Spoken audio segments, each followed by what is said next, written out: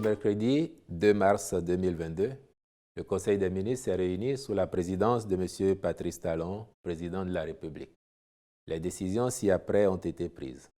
Au chapitre des mesures normatives, en point 1, dispositions réglementaires de mise en œuvre de la stratégie de promotion et de développement de l'enseignement supérieur, la recherche scientifique et l'innovation.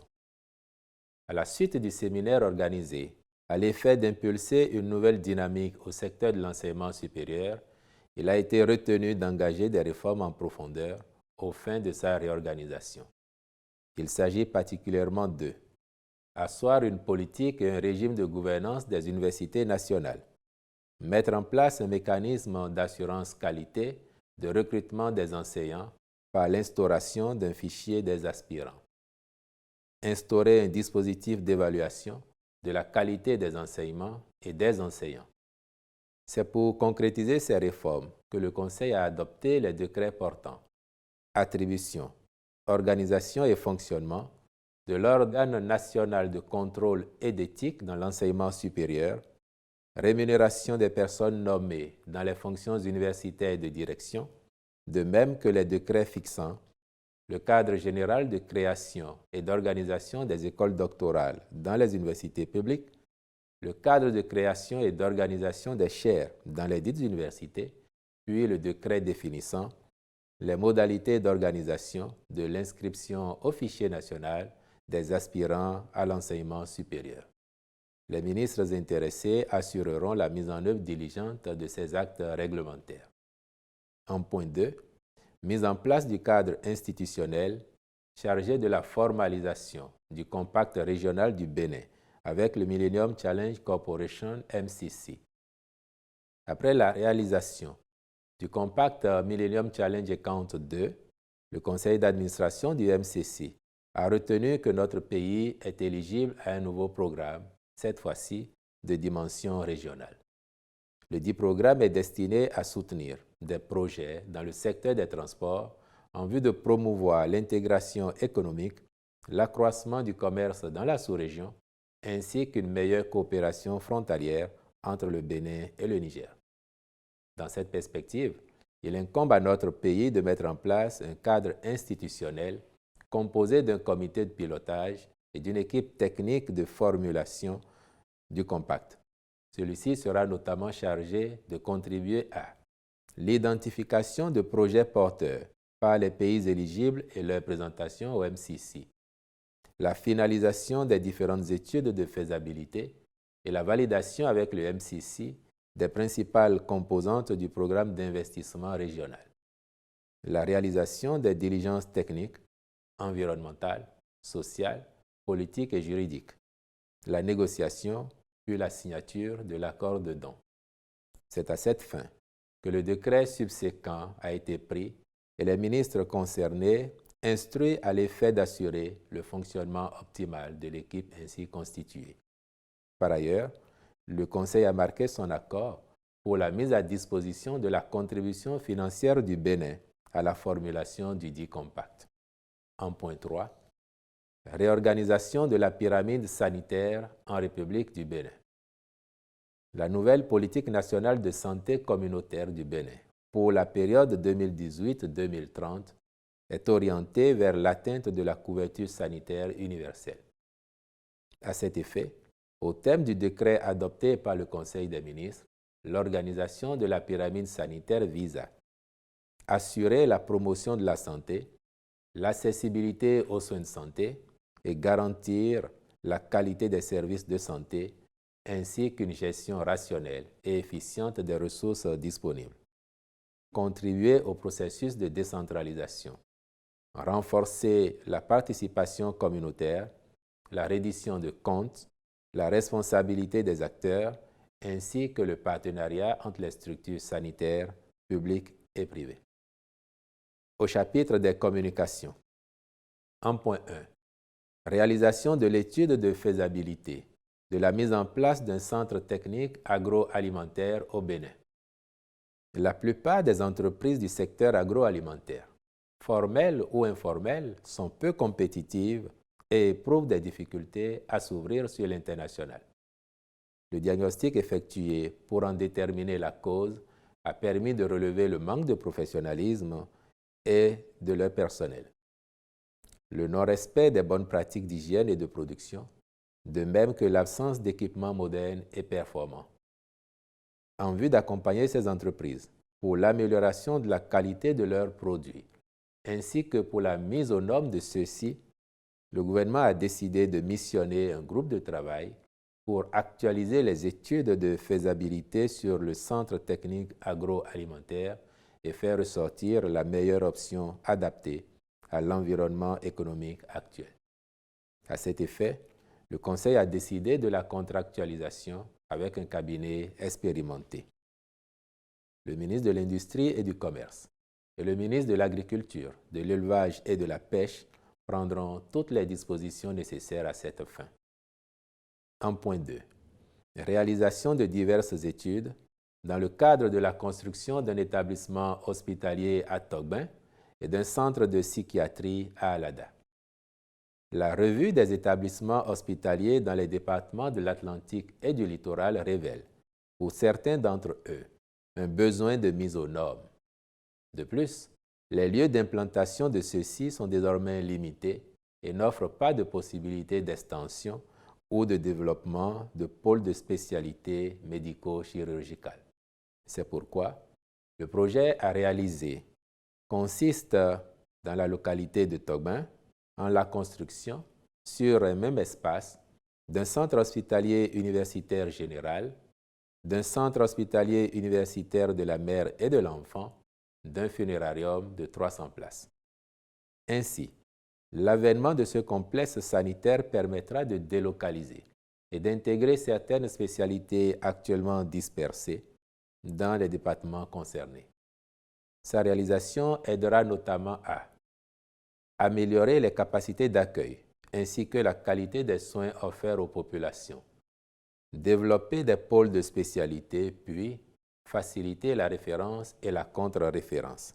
Quant au projet de construction d'un centre hospitalier universitaire de psychiatrie à Alada, en remplacement de celui de Diako au quartier Fidjo-C de Cotonou, il aura pour effet d'améliorer l'offre de soins en psychiatrie, la formation médicale et paramédicale dans ce domaine, la qualité de la prise en charge des patients sur un site plus adapté.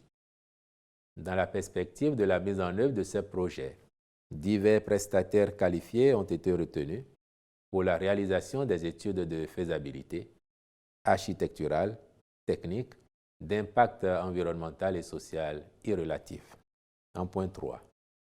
Construction d'un collège d'enseignement général moderne à Ganvié, dans la commune de Soava. Les études techniques et architecturales pour la construction du dit collège ont été conduites dans le cadre des projets touristiques à réaliser dans la cité lacustre de Ganvié en vue d'y loger un pôle de développement de l'enseignement et la formation technique et professionnelle. Les travaux intègrent notamment la construction des locaux administratifs, d'un atelier avec des aires de stockage, d'une bibliothèque, d'une salle polyvalente, d'une infirmerie, de vestiaires sportifs, d'un espace sportif extérieur, d'espaces récréatifs et d'un bloc sanitaire. 1.4. Contractualisation pour l'assistance technique dans le cadre de l'accompagnement de l'Agence de développement du projet CME-City. Le gouvernement entend renforcer les acquis appréciables de l'initiative CME-City en mettant en place un pôle d'établissement supérieur d'envergure régionale et internationale de référence pour la formation technique et professionnelle. Ce faisant, il s'agit de contribuer à doter notre pays et au-delà, l'Afrique, de centres d'excellence à même d'offrir des formations de pointe dans les domaines et secteurs productifs de l'économie tels que la transformation numérique, l'agro-industrie, les villes durables et intelligentes, l'hôtellerie et le tourisme, les technologies de la santé, l'énergie, la technologie de l'électronique, la grande consommation, la mécanique, etc. Pour y parvenir, cette plateforme régionale de formation comprendra les établissements en mode de délocalisation à travers des partenariats avec les écoles internationales, les établissements supérieurs d'excellence ouverts par l'État ou en partenariat avec l'État. Sa finalité est, en plus de dispenser des formations de pointe, de freiner l'immigration des élites africaines vers d'autres continents. À cet effet, un cabinet spécialisé a été sélectionné et sa mission consistera à accompagner, dans toutes ses dimensions, le projet de Semen City. Au chapitre des rencontres et manifestations internationales, le Conseil a autorisé l'organisation à Cotonou, les 10 et 11 mars 2022, du Forum national pour l'accélération de l'éducation des filles au Bénin. Enfin, au chapitre des mesures individuelles, les nominations suivantes ont été prononcées au ministère de l'Enseignement supérieur et de la Recherche scientifique après une nouvelle sélection aux hautes fonctions universitaires de direction. À l'Université d'Abomey-Calavi, Institut de mathématiques et de sciences physiques, directeur adjoint, M. Vincent Apoin-Monwanou. Institut de formation et de recherche en informatique, directeur adjoint, M. Gaston G. Eda. École polytechnique d'Abomey-Calavi, directeur adjoint, M. Vincent Proginonto. Faculté des sciences agronomiques, vice-doyen, M. Augustin K.N. Aoudji. Faculté des sciences et techniques, doyen, M. Farid A.K. Babamoussa. École nationale des sciences et techniques de l'information et de la communication, directeur, M. Ferdinand Kpohwe. École de médecine, directeur adjoint, M. Ulrich B. Vaudouhet. École de pharmacie, directeur adjoint, M. Habib Ganfon. Institut national de l'éducation physique et sportive, directeur, M. Basile D. Agbodjogbe. Faculté de droit et de sciences politiques, doyen, M. Léon Josset. Faculté des lettres, arts et sciences humaines d'Adjara, vice-doyen, M. Joseph P. Sagui. Centre béninois des langues étrangères, directeur, Mme Rissikatou Mustapha, épouse Babalola. Institut du cadre de vie, directeur, M. Eloge Ogouale. À l'Université de Parakou, faculté d'agronomie, vice-doyen, M. Éric Virgile Bertrand Azando. École nationale des techniques en santé publique et surveillance épidémiologique, directeur, M. Tododjiche Thierry Armel Adoukonou. Faculté de médecine, vice-doyen, M. Mourtawakilou Gomina Assoumanou. À l'Université nationale des sciences, techniques, ingénierie et mathématiques, vice-recteur chargé de la coopération, M. Thierry Gorlon Gojo. Vice-recteur chargé des affaires académiques, M. Edmond Kodjo Adjovi. École nationale supérieure des biosciences et biotechniques appliquées, directeur adjoint, M. Ebenezer Eweje. Institut national supérieur de technologie industrielle, directeur adjoint, Mme Yvette Sedjro Kiki Tankwinou. Institut national des classes préparatoires aux études d'ingénieur, directeur, M. Christian Djidjoho Akowanou. Faculté des sciences et techniques de Natitengu, doyen, M. Maouton Jonas Stéphane Hundjo. École nationale supérieure de Natitengu, directeur, M. Innocent Djegbe. École de gestion et d'exploitation des systèmes d'élevage, directeur, M. Sabas Atindeou. École d'aquaculture, directeur, M. Simon Awansou. Directeur adjoint, Mme Diane Mathilde Poguet. École des sciences et techniques de conservation et de transformation des produits agricoles, directeur, Mme Flora Chadaré. École de gestion et de production végétale et semencière, directeur, Monsieur Apollinaire Adandonon, je vous remercie.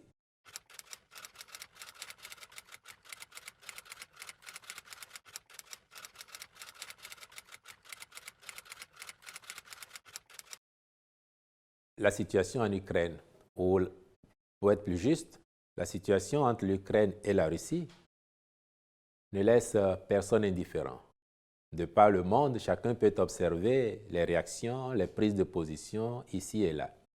Le Bénin fait partie du monde et le Bénin n'est pas moins concerné par ce qu'il se passe de l'autre côté. Il va sans dire que pour le Bénin, les partis ont intérêt à se parler, à dialoguer. Le Bénin prône la paix. Le Bénin prône le retour à une situation normale afin que ces tensions soient derrière nous. Cela ne devrait pas étonner quand on sait que le 21 janvier dernier, à l'occasion de la cérémonie de présentation des vœux au corps diplomatique, le président Patrice Talon avait eu 2 phrases qui, de mon point de vue, devraient faire date. Il disait, dans son message en réponse à celui de la doyenne du corps diplomatique, à peu près ceci. Nous sommes au XXIe siècle et les différends entre les États doivent davantage se résoudre par le dialogue plutôt que par la force. Cela, les générations actuelles doivent s'en convaincre. Et il ajoutait, les nostalgiques de l'époque où les tensions agitaient le monde et où les États pointaient leur puissance de feu les uns contre les autres n'ont probablement pas tiré tous les enseignements des drames que l'humanité a vécus inutilement au cours du siècle passé. Je crois que ces 2 phrases assez fortes qui traduisent la position personnelle du chef de l'État, mais aussi la position de son gouvernement. Et à partir de là, on peut donc comprendre la logique qu'il y a aujourd'hui à ce que, préoccupé par la situation qui prévaut dans cette partie du monde, le gouvernement béninois en appelle à un retour rapide à l'ordre normal des choses, afin que la paix ne soit pas davantage menacée dans le monde. Par ailleurs, et je subodore que vous devez avoir en sous-entendu une préoccupation concernant éventuellement nos compatriotes qui vivent dans cette région, que ce soit la Russie, que ce soit l'Ukraine. Et bien évidemment, je vous dirais que le gouvernement de la République est attentif à la situation qui prévaut et particulièrement donc au sort des Béninois. C'est pour cela que le département, ici, le ministère des Affaires étrangères et de la coopération, a instruit l'ambassadeur du Bénin qui couvre la région à l'effet de prêter une attention particulière à la situation de nos compatriotes qui pourraient avoir besoin d'être assistés, d'être secourus pour se déplacer éventuellement. Dans tous les cas, le gouvernement est attentif au sort de nos compatriotes et fera tout son possible pour les préserver de quelques difficultés ou de quelques dommages graves qu'ils pourraient subir du fait de ce conflit et qui doit, encore une fois, cesser au plus tôt.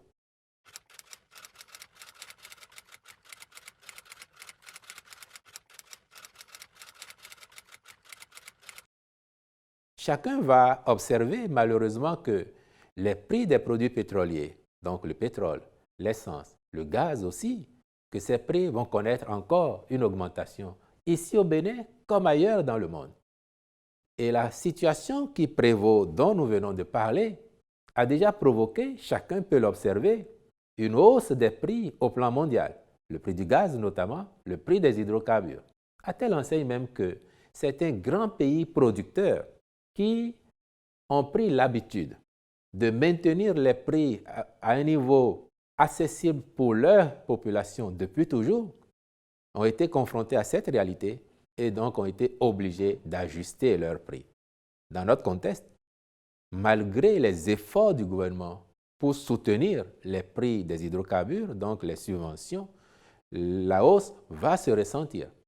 Et elle aurait été encore plus importante si le gouvernement n'agissait pas pour atténuer en apportant une certaine subvention à ces prix-là afin que les populations ne soient pas obligées de débourser beaucoup plus que ce qu'elles déboursent actuellement ou ce qu'elles vont débourser dans les prochaines heures pour avoir ces produits-là.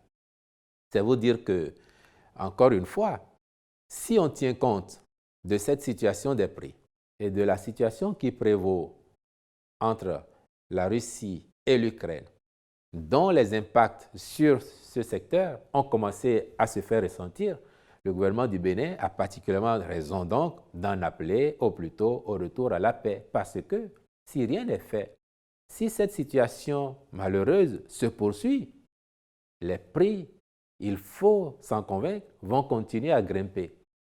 À moins que certains gros producteurs prennent des décisions conjoncturelles hardies pour compenser les faits. Mais cela n'est pas gagné d'avance et c'est pour ça qu'il faut en appeler au plus tôt à ce que les parties dialoguent, les parties se parlent et que l'ordre normal revienne.